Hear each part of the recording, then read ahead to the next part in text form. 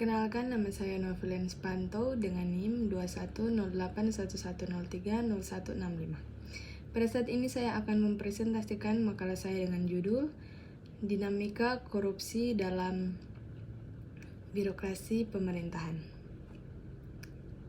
Kita masuk dalam pengertian dan identifikasi dinamika korupsi dalam birokrasi pemerintahan.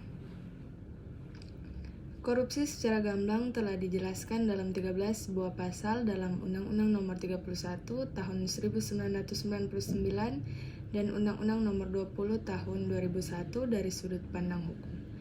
Tindak pidana korupsi secara garis besar memenuhi unsur-unsur seperti perbuatan melawan hukum, penyalahgunaan kewenangan, kesempatan atau sarana, memperkaya diri sendiri, orang lain atau korporasi, dan merugikan keuangan negara atau perekonomian negara.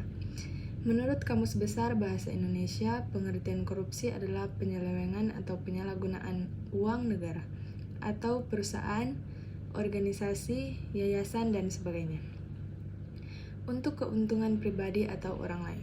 Menurut Michael Johnson, hal ini berfokus pada konsep ketergantungan korupsi atau corruption dependence, di mana sektor-sektor tertentu dalam masyarakat atau ekonomi dapat menjadi terlalu tergantung pada praktek korupsi. Dinamika korupsi dalam konteks ini berkaitan dengan bagaimana kebergantungan ini berkembang dan dipertahankan dalam suatu sistem. Birokrasi pemerintahan adalah sistem pemerintahan yang dijalankan oleh pegawai pemerintah.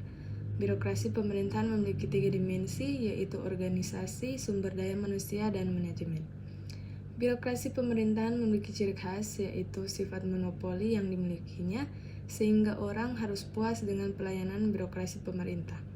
Birokrasi pemerintahan memiliki jabatan administratif yang terorganisir atau tersusun secara hierarkis, dan setiap jabatan memiliki wilayah kompetasinya sendiri. Birokrasi pemerintahan penting dalam sebuah negara dan kinerja masyarakat. Adanya birokrasi ini membantu meningkatkan kinerja masyarakat, kelompok, dan lainnya. Dampak korupsi terhadap birokrasi pemerintah pada akhirnya merugikan masyarakat. Hal ini dibuktikan dengan ketidakadilan serta pemihakan yang dilakukan oleh aparat penegak hukum maupun penyedia layanan publik. Ketidakadilan dan pemihakan berimbas pada ketidakpuasan masyarakat terhadap layanan publik tersebut. Sebuah strategi pemberantasan memerlukan prinsip transparan dan bebas konflik kepentingan.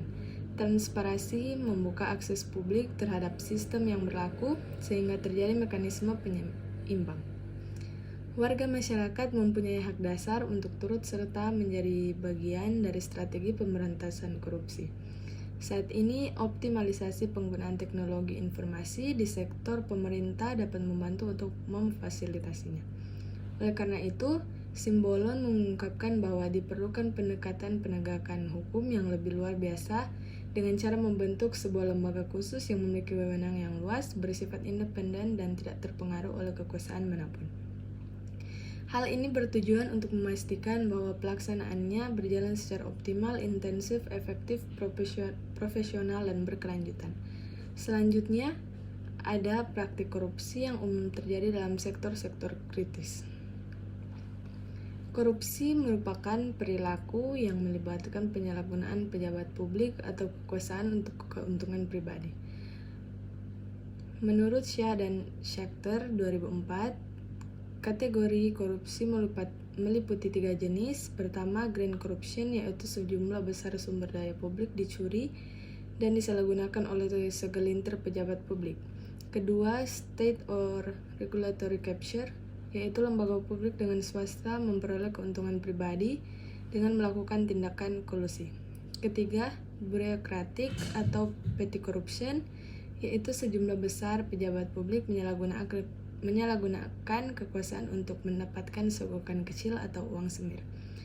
Bureaucratic or petty corruption merupakan bagian dari pelaksanaan kebijakan yang biasanya dilakukan oleh pegawai negeri sipil dan sering terjadi pada titik pelayanan publik seperti layanan imigrasi, polisi, rumah sakit, pajak perizinan, ataupun sekolah.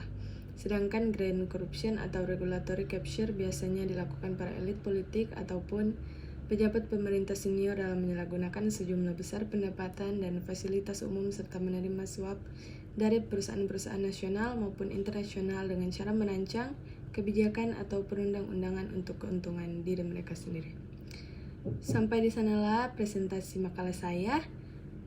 Mohon maaf apabila ada kesalahan kata yang saya perbuat. Semoga makalah ini dapat memberi manfaat yang baik bagi kita semua. Terima kasih.